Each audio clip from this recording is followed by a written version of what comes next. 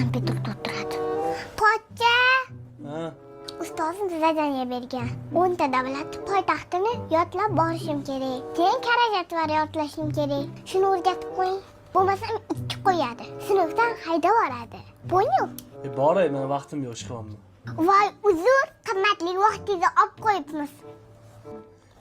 Orqaga qayt, o'rgatib qo'yaman, Bonu. Bo'larkan-u?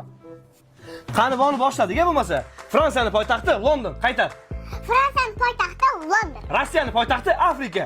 Rossiyaning poytaxti Afrika.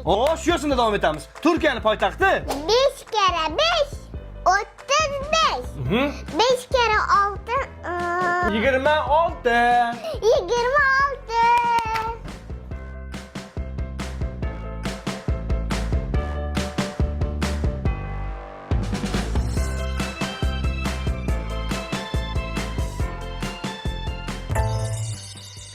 Xo'sh bolajonlar, hamma uyga vazifani tayyorlab keldimi?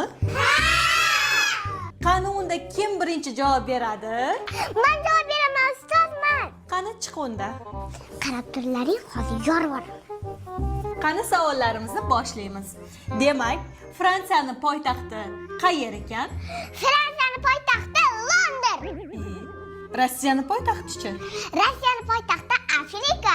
Boplab yodlab kelibsan. Hatto O'zbekistonning poytaxtini bilasanmi?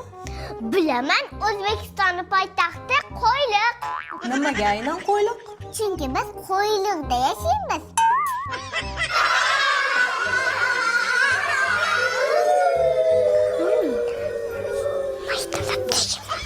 Besh kere 5 35. 5 kere 6 26. 5 kere 2 12. Sana bahoying 2.